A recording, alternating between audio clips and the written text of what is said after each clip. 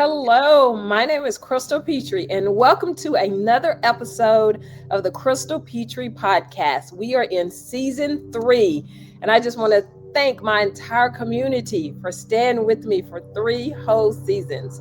On today's podcast, we are going to learn about leadership. We're going to learn about micromanaging. We're going to learn about ineffective and insecure leadership, but we're also going to learn about what positive and successful leadership looks like. And here to educate me and you, we have Rachel Platt joining us on the podcast. So welcome to the podcast, Rachel. How are you? I'm great, Crystal. Thanks so much for having me. I've been looking forward to this for weeks. And I'm so glad the day is finally here that we get to chat together. The day is finally here. I feel like it took forever. Yes. But we're here now, so all good. We are here now. We are here now, Rachel. So where in the world are you? I am in the suburbs of DC. I am in Maryland, where the allergies are running high today. Those cherry blossoms are kicking us. They're kicking us today. Yes. Yes, I guess we can have the Japanese to thank for that, since they brought those to us as a gift a very, very long time ago. They did, and they are beautiful, and I love looking at them. And they make this area gorgeous at this time of year. But boy, do they really throw all of us who have seasonal allergies for a loop. So apologies in advance for any little sniffles that might come up today. Apology accepted on behalf of me and my audience, me and my community. Okay, so Rachel, you are here to talk about leadership, micromanaging, ineffective leadership, but also what successful, positive leadership looks like. Before I get into my questions, explain to my audience how you got into this field. Yes. So I've spent my career in human resources in large Fortune 500 organizations, in professional services firms. And after more than 20 years in corporate, I realized that I just wasn't impacting the individuals as much as I wanted to. And in 2018, I started my own practice, PLATTinum HR Consulting, where we focus solely on people strategy. So that's working with organizations and leaders that want to move beyond the day-to-day and compliance aspects of human resources and really into the programs, the initiatives, the leadership strategies that allow organizations to thrive. It allows them to attract and develop and grow future leaders and assess their talent and assess their leadership and their managers and determine who is adding and contributing at the highest level and who maybe is not a fit for the organization anymore. And I've been loving it for the last 7 years, working with small and mid-sized organizations across the U.S. And really working with leaders who they want to hold their people accountable. This isn't woo-woo. This is not, they want to hold their people accountable. They want to achieve and exceed what their goals are, but they want to do it with compassion and humanity and recognizing the skill that they have, that their teams bring. And that's what makes it fun to come to work every day. Oh, not a lot of people can say that it's fun to come to work every day. So I think it's fun. I think people are fascinating. Yes. And how we make the workplace. I mean, we spend so much of our day in the workplace. So how we make the workplace, whether it is remote, hybrid, or in person, but how you make your workplace a better place that really motivates people and keeps them engaged. I think that's fascinating and fun work to do. Well, you are definitely the perfect person for this conversation that we are about to have. let's talk about micromanaging. Before we really get into the minutia of that, explain to us, what is micromanaging? I mean, micromanagement is about control. It's unnecessarily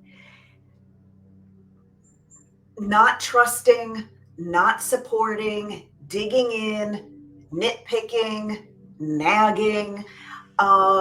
It's that second guessing, constant check ins that makes someone feel like their decisions are not really their own, or their work is constantly and unnecessarily being evaluated. Okay, so what is the difference between strong guidance and micromanaging? Such a good question, because it is a fine line. Yes. So, strong guidance sets direction, Okay. it offers clarity, it gives people who may be new to their role, new to a particular project, new to a subject matter, it gives them guardrails to help them to be successful. But it backs off. It's strong guidance is like training wheels. It's Okay. not it's there to support you and to make sure that you are on the right track. Micromanagement is about my way or the highway. Mhm. Do it exactly like this. This isn't how I would have done it. It's about a lack of control and about a lack of trust. So I'm all for strong guidance as Yes. someone needs it, and I'm all for backing off so that they can launch and fly. But micromanagement is a tough situation to be in as an employee doing any kind of work. Yes. And I feel like it should be a tough situation for the leader as well, because that takes a lot of energy and effort and time to micromanage one employee, let alone like a whole team of employees. Yes. I mean, micromanagement is often the result of fear. It is often the result of a leader feeling or trying to avoid their own failure or trying to find a way. It's their own imposter syndrome. And I'm assuming you know what imposter syndrome is, but for anybody who doesn't, imposter syndrome is about feeling like, oh, do I really belong here? Do I know enough? Am I good enough? And so leaders who have their own imposter syndrome often micromanage Mhm. because they're trying to avoid any kind of misstep or possible failure. And they do that through control. Why do you think it's so prevalent? Of course, it's not in every, corporate or nonprofit company, but it's so prevalent. Why is that micromanagement just seems to be everywhere? Um, I think in some industries it is about perfectionism. I think that there's some client pressure. I think, as the economy shifts and some of the changes that we're seeing and the uncertainty right now, people are trying to create their own outcomes. They don't realize the negative repercussions of it, but I think that it's so prevalent because people think that control equals quality, and it doesn't. It usually stifles innovation. It usually burns people out. Um, but it is more common than we would like it to be. It is. It is. What kind of message does a leader, executive director, your boss that's micromanaging you, what kind of message does that send to your employees? Does that send to your team? You know, in my particular, I have been micromanaged before. Yes, I have to. And I was pretty senior in my career, and I was being micromanaged. And to me, it really felt like I don't trust you. And Yes. what the result was, people, I stopped bringing my best ideas forward. I stopped trying to be as creative as I possibly could be in solving problems. I stopped um, doing my best work, because why offer more if you are Yes. just going to tell me exactly how you want it done and nitpick on it anyway? It just sends the message that I don't trust you, I don't value you, your knowledge, your experiences, your different perspective than from what your leader may have. And over time, most people transfer or they leave. Um, and that's not benefiting the organization in any way. In any way. And it's not benefiting the leader at all. At No, all. no, it's not. It is. So my next question, I'm going to preface it. I'm going to give my own disclaimer. Rachel Platt is not an African American woman. She is a beautiful Caucasian woman. So with that disclaimer out there, let me ask you this next question. How does micromanagement show up differently for Black professionals and people of color? Well, I'm glad you gave that caveat, because I have not experienced it as a Black professional, as a woman of color. But if you look at um, the research that is reported, and let's give the other caveat that the research is only good as what people report, what they Exactly. experience. So we know that Black professionals, women of color, people who are in any underserved or marginalized community, they typically report getting less latitude, more oversight, fewer second chances, less grace. Um, and what is seen as initiative in others can be labeled as defiance, or can be mislabeled or misjudged. I suspect that those communities are underreporting. I don't have fact on that, but I suspect that it shows up, micromanagement shows up as another aggression against those communities. And sometimes it's a microaggression, and sometimes it's a macro, big, Yes. systemic aggression. And I think that as leaders, we all need to be aware of that, and ensure that, I mean, look, I don't want to support equal micromanagement for all. I want no micromanagement. Yes. No, that's the first time I ever heard that term. I love it, Rachel. But yes, I am with you. We are not supporting equal micromanagement. Yes. But, really and truly, I suspect that the data is not even strong enough about how impacted Black professionals, women of color are by micromanagement. Yeah, I agree. And again, we can only go off the numbers and the information that has been submitted. But I feel like anyone understands that everyone is not reporting this. Everyone is not turning in these numbers because ultimately it makes you as the leader, it makes you as the organization or the company look bad. Yeah. And you just don't want another thing that you're complaining about. Like there's, such a Yeah, list. it is an absolute list. How can employees push back against micromanagement, or can they push back against micromanagement without being fired? It's a great question.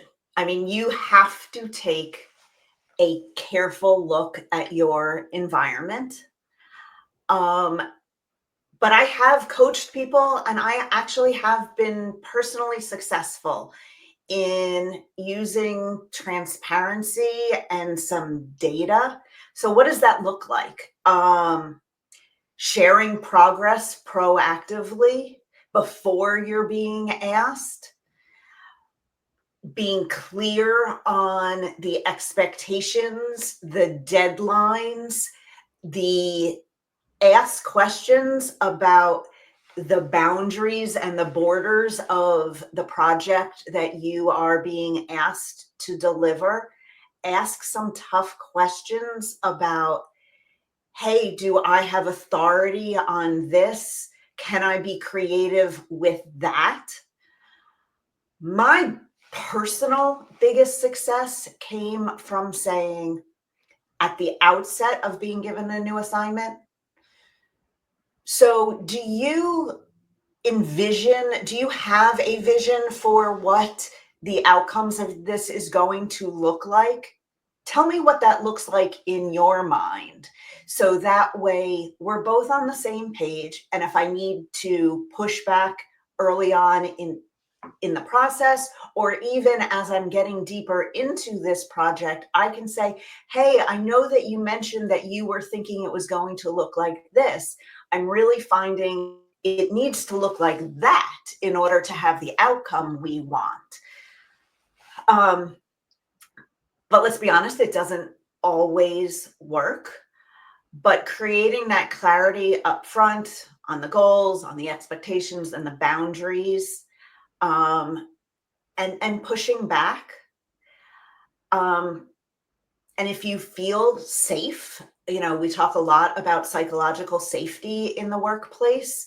If you feel that you can push back and say to your boss, your supervisor, whomever, hey, it feels like you're getting in the details of this a lot. Is there something that I've done that makes you uneasy?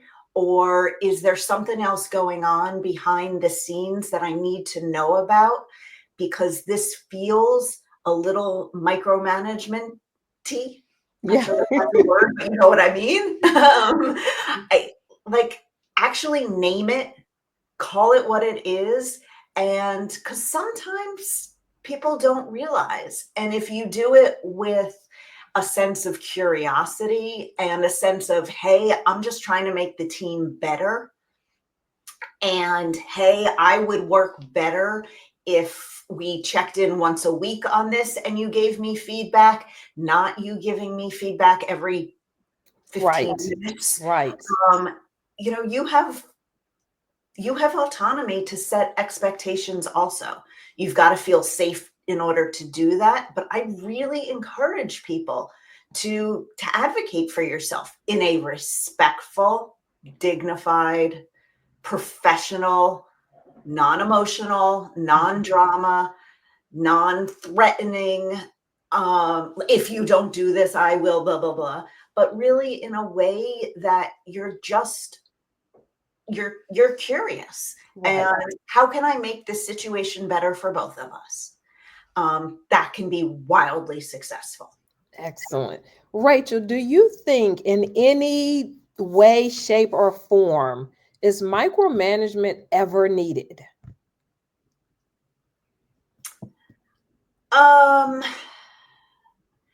Micromanagement, the way that we have defined micromanagement as differentiated from, specific and detailed guidance, no.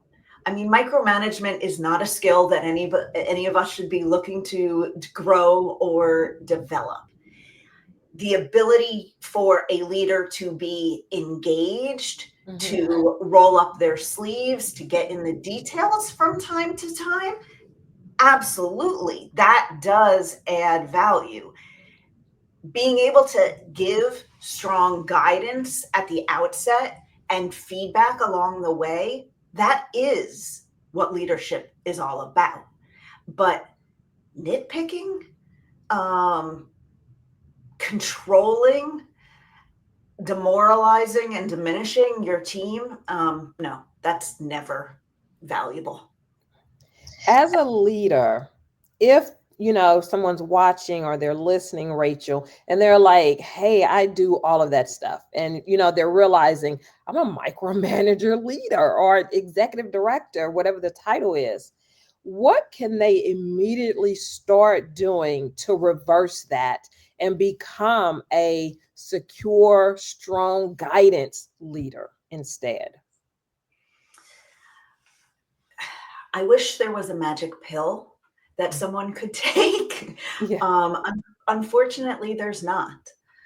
But calling it out, Mhm. naming it for yourself and naming it for your staff members, maybe picking out someone, an individual to say, hey, I feel like I've been leaning too far into micromanaging. I want to get better about this. Can you help me create that dialogue where you can get mentorship from a more junior person, as well as you can get mentorship and guidance from a more senior person? So finding a coach or a mentor to help Mhm. you from a high level and having a very candid conversation with your staff, with your team. A technique that I really love is stop, start, and continue. So what that would look like is, if you've recognized that you are micromanaging someone, I would say to you, if I was the leader and Crystal, you were on my team, I might say to you, I really am looking to pull back and not be micromanaging as much. I want to give you the guidance you need, but help me think about what I need to stop doing, what feels like micromanagement to you. What do I need to stop doing? Mm, What do I need to start doing so I it love feels that. more like I'm giving you the support and the guidance that you need? I'm removing obstacles for you, but I'm not poking at you all the time. So, what do I need to start doing to be a more supportive leader? And what am I doing that I should continue, that's really working for us and your work style and my work style together? So, stop, start, continue, world's best leadership technique, I think. And it's, I love that. yes. Yeah. You need to patent that. I don't know if you have, but you should. Well, it's a well-known, I actually don't know where it came from, Oh, okay. but I mean, I have been using it for my entire career. I had a boss that taught that to me, and it can be used in any scenario, Crystal. It can be used when you're giving feedback. It can be used when you're doing a project debrief. It can be used if you're setting up if there's any communication issues, any interpersonal issues. You can use it in your personal life. You can use it with your significant other. You can use it with, anybody who's just getting on your nerves a little bit. Yeah. In any environment, you really can. It needs to be two ways, Hmm. meaning, hey, let's both take some time to improve our relationship. I'm going to think a little bit about what I would like for you to stop, start, and continue. I want you to give me feedback on what I can start, stop, and continue. And let's have a conversation about what we can do. It's great. Ah, it is. It is. Okay, so let's move on to our next topic, insecure leadership. What is your definition of insecure leadership? What it looks like in real time is defensiveness, Hmm. over explaining, withholding information, taking credit for someone else's work. Yes. Insecure leadership is focused on self-preservation and less on team success. And it is such an uncomfortable place for the individual to be. It does get back to imposter syndrome, which we were talking about Right.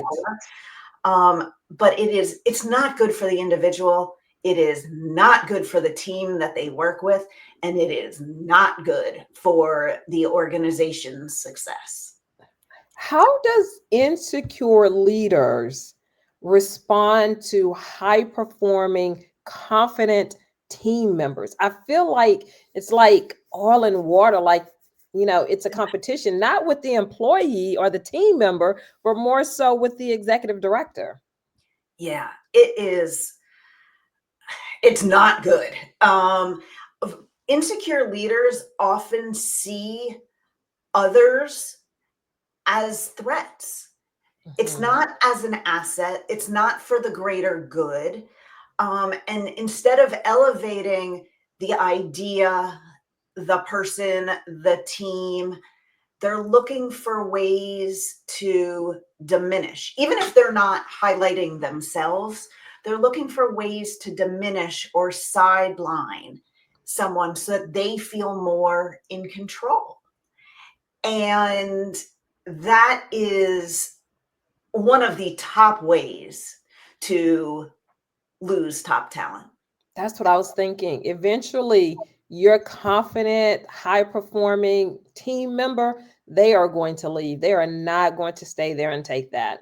They vote with their feet and they find someone who is going to value them, appreciate them, and allow them to grow in whatever way growth may happen. But they're just looking for a more sustainable and a healthier environment. And insecure leadership is not a strong indicator of retention. At all. That's the understatement of the year. Yeah. Yes. How does insecure leadership create and promote toxicity within the company? Um, it's fear, it's competition, it's clicks. People learn to prioritize staying in the leader's, good graces over doing the right thing, over acting with integrity, over doing what's going to have the most impact for the team or the mission. So, again, bad. Not what we're striving for here. At all. At all. Let's talk about emotional intelligence.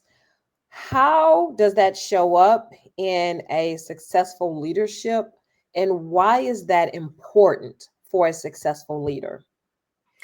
So, emotional intelligence is really about understanding the humans that you're working with, understanding that it's about relationships to the work, relationships to each other, relationships and understanding of the mission, someone's relationships outside the workplace, what's stressing them or bringing them joy, that they bring those experiences to work every single day. So emotional intelligence is about the relationships, not just the results.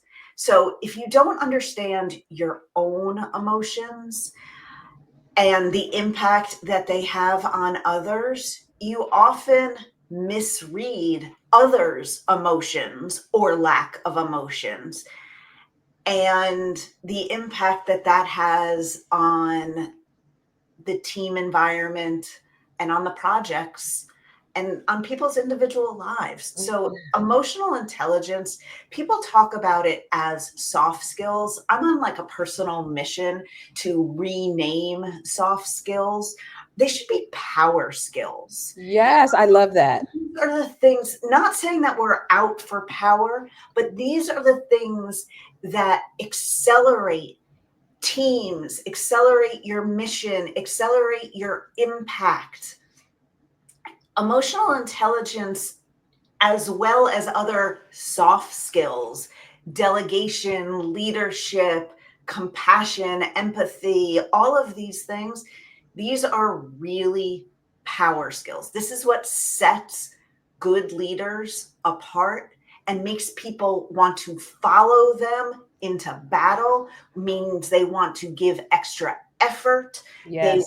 They spend more time. I mean, there are Gallup polls, and there's a McKinsey poll, some really great data out there that says that leaders that can demonstrate emotional intelligence, their retention is higher, people's individual desire to work harder, their engagement in the work, all of those are boosted by high percentages when you have an emotionally intelligent versus a insecure leader. Let's talk about titles, Rachel. So if someone is promoted to executive director or CEO, whatever that high functioning title is, does that title hide the insecurity or does it bring it to the forefront? You know, humans are fascinating. Yes, yes, we are. Every person is different. In general, titles can create a false sense of authority. Real confidence and leadership can come at any level. It's confidence isn't necessarily about what's on your resume, how long you've been doing it, or what your title is. It's how you treat people when no one else is watching. So yes, titles can give people confidence that maybe they didn't have already. But that is specific and unique to that human being, because not having a title doesn't mean that someone can't be highly confident, secure in their position, their knowledge. And that doesn't necessarily mean that they're at the top of the org chart. They can be, those leaders, secure or insecure, can be at any level within the organization. I'm going to ask this question again. I asked it when we were talking about micromanagement. How can you push back against an insecure leader without fear of retaliation? Or you might have that fear, but how do you push back against an insecure leader? I mean, we've got to look at this, I think, in two ways. If you are a leader of an insecure leader, so one of your direct reports or someone that you work with is insecure, it is about accountability. It's about holding them accountable. It's about giving feedback. It's about remembering that feedback is a gift that you're giving someone. No one comes to work wanting to be a jerk or wanting to be insecure every day. So giving someone feedback when you notice them doing something well, reinforcing the positive behaviors, as well as redirecting when things are not going as well, that is really critical if you are a leader of an insecure leader. On the flip side, when you work for an insecure leader, that's where you have the risk of retaliation or other negative repercussions that could impact your career, and you may not have the psychological safety. But it does help to use systems that you may have in place within the organization, whether that is upward feedback, whether that is talking to your HR team or doing a skip level feedback, going to talk to your boss's boss, not as a tattletale, but to get someone to help with third-party facilitation of improving ways to improve this person's performance. Look, a little bit of it is about power and, how do you hold people, your leader, accountable? I'm not saying to give them false praise, but everyone likes to get praise when they're doing the right thing. So using stop, start, continue can also help. Here are the things when you do this as a leader that really help me to work at my best. Here are the things that take me off task when you do them. I really wish you would stop them. And here are the things that I really appreciate about you. So please continue doing these.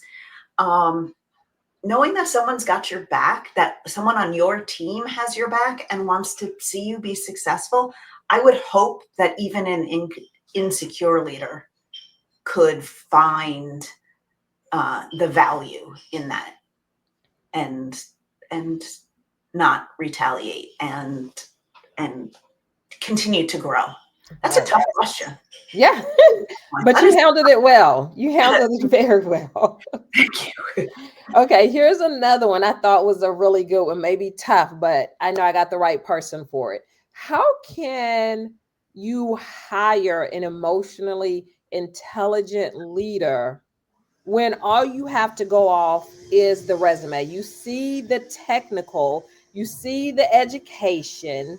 How can you avoid hiring an insecure leader, a micromanaging leader, if all you have to go off is the resume?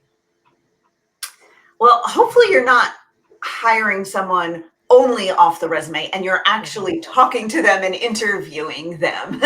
And if you're doing that, a huge part that I think there's an expression, hire slowly, fire fast. Let's focus on the hire slowly. It doesn't mean draw out the process. It doesn't mean take long to make a decision. It means hire slowly, do your homework up front. So if having an emotionally intelligent hire is a competency that you really need for a particular position, I mean, you should need it for every position, but let's not focus on that. Right. If whatever the competency is, you need to take time and think about the questions that you're going to ask in advance. You need to plan and have more of a structured interviewing process so that person A who is interviewing this person may focus on emotional intelligence and asking questions about their past experience, the good and the bad, how they handled particular situations previously that would have required emotional intelligence. And then maybe the next person that is interviewing this person is going to be focused on the leadership style that this individual uses or the communication style. You're not asking the same questions over and over and over, but you're really thinking about the competencies that you need, that someone needs in order to be successful. It's not just about the technical skills, but what's it going to take for someone to be successful in this role? And asking questions around those topics can help increase your likelihood of making a really successful hire. Yes, I love everything you just said. I love it. Let's talk about correction versus praise. Why is it that so many leaders correct publicly and praise privately? I don't know. It is, I don't know. This That's is one of these crazy. things I want to shake people. I think that it must come down to correction feels urgent. I need to fix this right now. Mm-hmm. Excuse me. Praise sometimes feels optional. Or if it's a high performer, oh, this person just knows that I adore them and I think everything they do is great. But that mindset it creates such an imbalance. It erodes trust. It erodes confidence. So I'm a huge believer in you do need to course correct. You do need to Yes. redirect people. Um, Unless you're saving somebody's life, though, if you've got a job where somebody's life is on the line, then by all means, correct in that exact moment. Yes. The rest of us, however, typically nobody's dying on our watch, thankfully. And all the credit for people who live and All work the in credit. those, all the credit, all the support, all the kudos to people who do live in those scenarios and work in those scenarios. But for most of us, we don't. And so timely feedback, timely correction is important, but immediate and in public is not. The data all shows that is not how you have sustained improvement. Mm-hmm. Asking questions, being inquisitive about, hey, I noticed this. This was my observation. This was the impact of that. Tell me more about what you were thinking. Tell me more about what you learned in this situation. Would you handle it the same way? Help co-create what the solution might actually be, as opposed to, because many situations allow for, it's art, not all science. It's not there's only one way to do things. Sometimes there is, but in situations where there's not, find ways to correct and co-create solutions in private.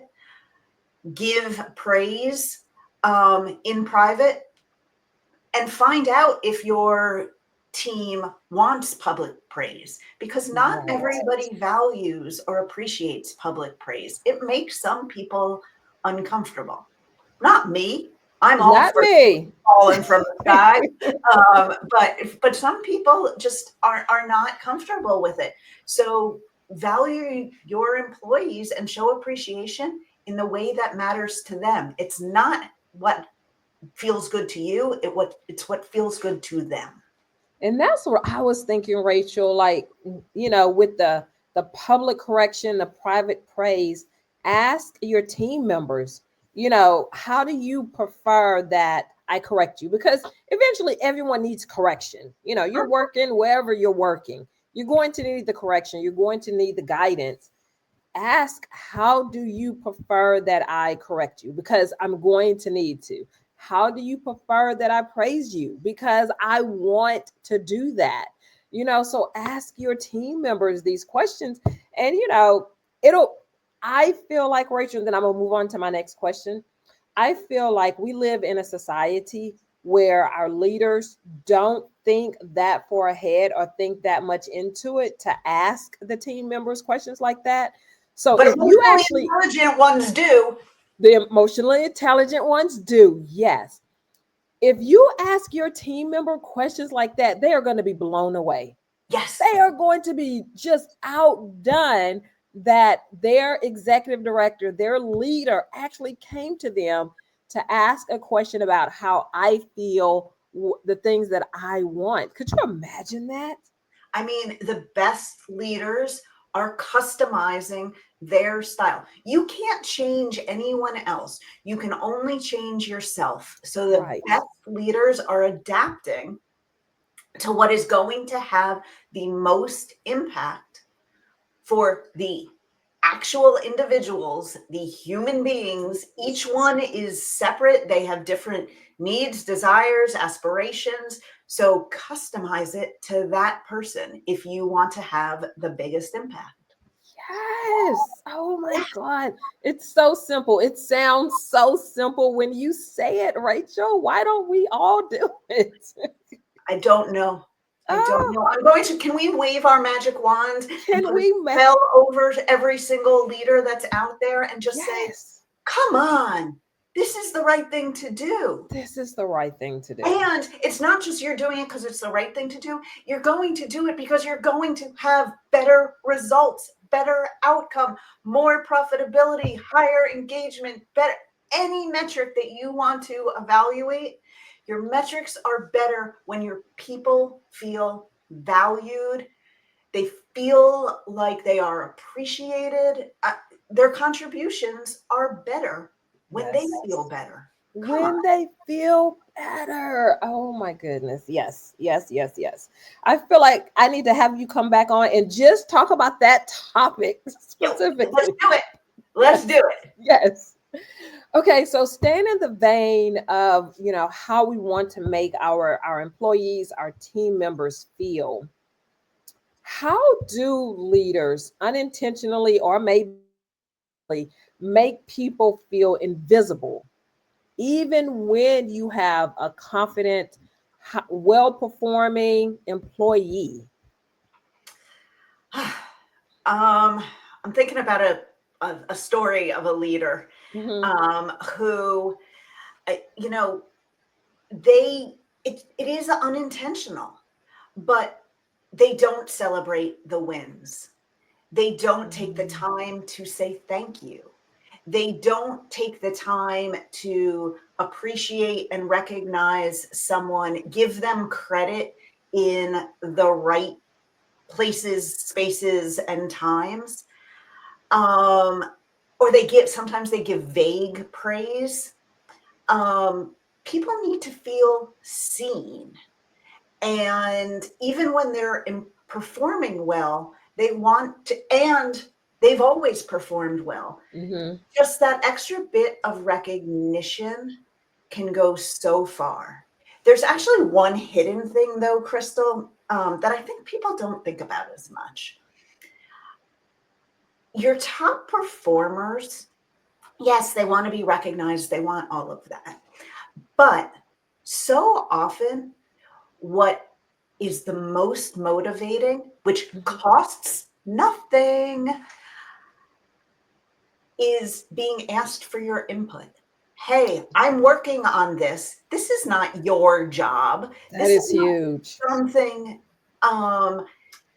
that you were going to be working on. But I value your opinion. I value your experiences. You bring a different perspective than my perspective. That is how you make people feel seen and feel valued. That is how you demonstrate appreciation, by asking people, even if you can't take their input, even if you can't, execute on it, but just, Mm-hmm. hey, that's a great perspective that I never thought of. We have this constraint or that. Just showing you care about Yes. their intellectual capacity and Yes. exposing them to new things.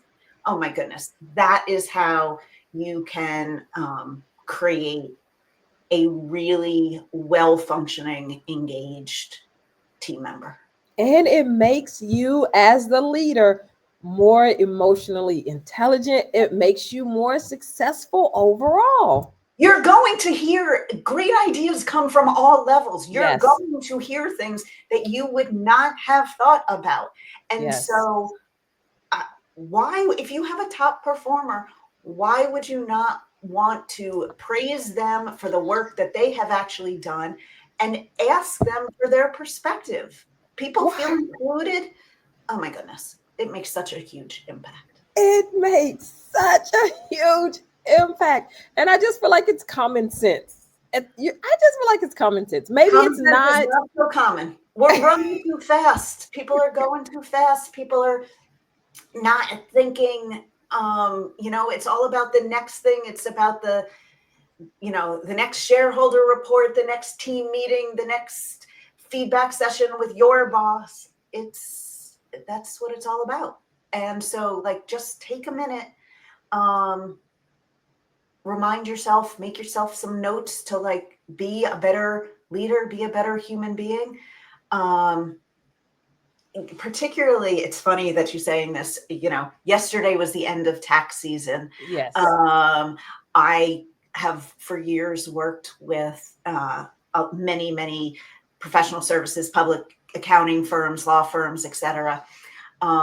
And during busy season, I used to always say to the partners, I'm going to jot down on your calendar, I'm going to remind you to say thank you. I'm going to schedule 15 minutes on your calendar on Wednesday morning just to walk around and be a real human being with the real human beings who are working so many crazy hours right Yes. now.